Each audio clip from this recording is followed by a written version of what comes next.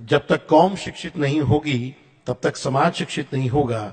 इसी मंत्र को लेकर मौलाना जनाब डॉक्टर कल्बे सादिक साहब से गुजारिश करता हूं कि अपने ख्यालात का। बिस्मिल्लाहिर्रहमानिर्रहीम। मैं आपकी खिदमत में आया हूं।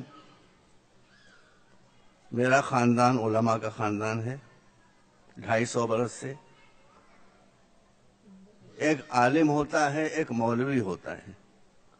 आलिम वो होता है जो अपने इल्म से लोगों को जोड़ता है, मौलवी वो होता है जो झगड़ा कराता है।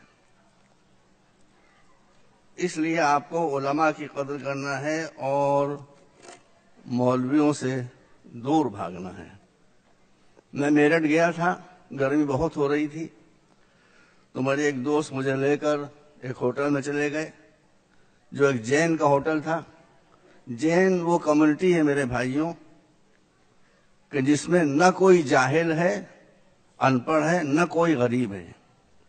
तो मैंने उस जैन से पूछा कि ये आपने कौन सा चमत्कार किया, जादू किया है कि आपके यहाँ से गुर्बत भी खत्म हो गई और जहालत भी खत्म हो गई। उन्होंने कहा कि मौलाना हमारे यहाँ जो चीजें होना चाहिए वो हैं, जो नहीं होना चाहिए वो नहीं है, सुन लीजिए।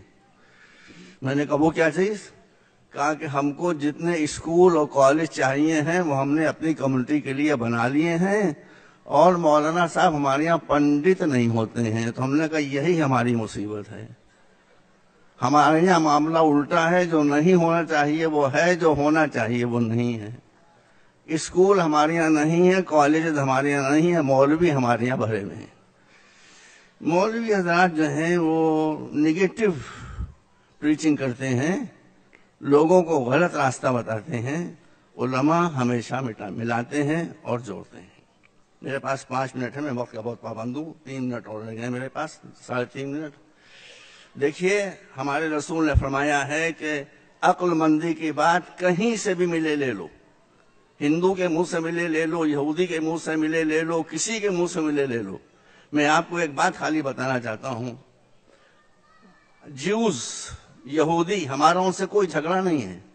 ज्यूज में एक एक्सट्रीमिस्ट ग्रुप है जो सह्यूनिस्ट कहलाता है, उनसे हमारा झगड़ा है।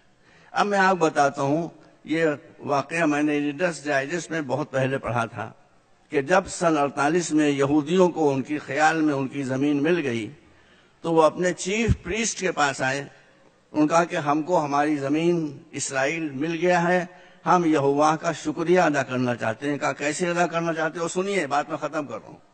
तो उन्होंने कहा कि हम चाहते हैं कि आप हमारे लिए एक बहुत ही भव्य सिनेगॉग बना दें, जैसी पूजा स्थल न मुसलमानों के पास हो, न क्रिश्चियंस के पास हो, न हिंदुओं के पास हो। सुनिए, ये अक्ल की बात है, ये विजडम की बात है। उसने कहा, लोगों ने कहा एक ऐसा भव्य शानदार सिनेगॉग बना दें कि ऐसा सिनेगॉग, ऐसा पूजा स्थल किसी कम्युनिटी के पास न हो। तो उसने कहा कि मैं अगर एक फर्ज करो हीरा तराश कर और हीरे का बना दूं सिनेगॉग, तो उस हीरे के सिनेगॉग की हैसियत और अहमियत यहोवा की नजरों में क्या होगी? तो उनका कुछ नहीं। याद रखिए ये बात, याद रखिए। कहा तो तुम जितने अरबों डॉलर्स लाए हो, इसको इससे सिनेगॉग न बनाओ, इससे अपनी कम्युनिटी को बनाओ। ये पैसा मुझे दे दो, मैं इसको रिजर्व फंड के तौर पर डालने देता हूं, और इससे मैं यहूदियों से गुर्बत को और जहालत को मिटाऊंगा। एक आदमी का विजन था, एक आदमी की बसीरत थी, एक आदमी की नजर थी, जिसने यहूदियों से गुर्बत और जहालत दोनों चीजों को खत्म कर दिया। आज दुनिया में सबसे ज्यादा एजुकेटेड कम्युनिटी अगर कोई है तो ज्यूज की है, और आज दुनिया में अगर रिचेस्ट कम्युनिटी है तो वो यहूदियों की है। आपके लिए भी इसके अलावा कोई चारा नहीं है। कौमें बिल्डिंगों से नहीं बनती हैं, कौमें एजुकेशन से बनती हैं, कौमें तालीम से बनती हैं, कौमें शिक्षा से बनती हैं। आप मेरी बात मान ले, मैं आपके सामने, मैं न शिया हूं न सुन्नी हूं, मैं तो अकबर का मुकल्लिद हूं। अकबर इलाहाबादी बहुत बड़े शायर थे, वो खुले दिल के आदमी थे। तो उनकी बीवी ने एक दिन उनसे कहा कि आप हैं क्या, आप शिया हैं कि सुन्नी हैं? कहने क्यों? कहले मैं ये देखती हूँ कि आप जब शियों में बैठते हैं तो शियों की ऐसी बातें करने लगते हैं, जब सुन्नियों में बैठते हैं तो उनकी ऐसी बातें करने लगते हैं। तो हैं आप हैं क्या? انہوں نے اسی وقت ایک شعر کہہ دیا، انہوں نے کہا کہ اکبر کا کیش و مسلک، ان کی بیوی کا نام منی تھا، انہوں نے شعر کہہ دیا کہ اکبر کا کیش و مسلک کیا پوچھتی ہو منی، شیعہ کے ساتھ شیعہ، سنی کے ساتھ سنی۔ تو آپ بھی جب تک شیعہ کے ساتھ شیعہ اور سنی کے ساتھ سنی نہیں بنیں گے، مسئلے حل نہیں ہوں گے۔ میرے پاس بہت نہیں، صرف 5 منٹ کا وقت دیا تھا جو ختم ہو رہا ہے۔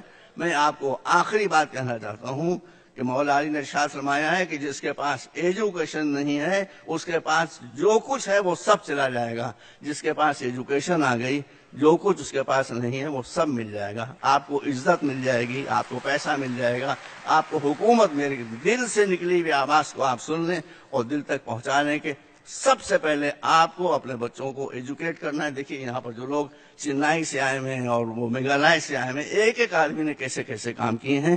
تو ایک آدمی اتنا کام کر سکتا ہے تو 18 کروڑ آدمی کتنا کام کر سکتے ہیں۔ آپ کو یہ بات یاد رکھنا چاہیے کہ جہاں ایجوکیشن ہوگی وہاں کوئی ذلت نہیں ہوگی، جہاں ایجوکیشن نہیں ہوگی وہاں ذلت کے علاوہ کچھ نہیں ہوگا۔ وآخر دعوانا الحمدللہ رب العالمین۔ 5 منٹس اوور۔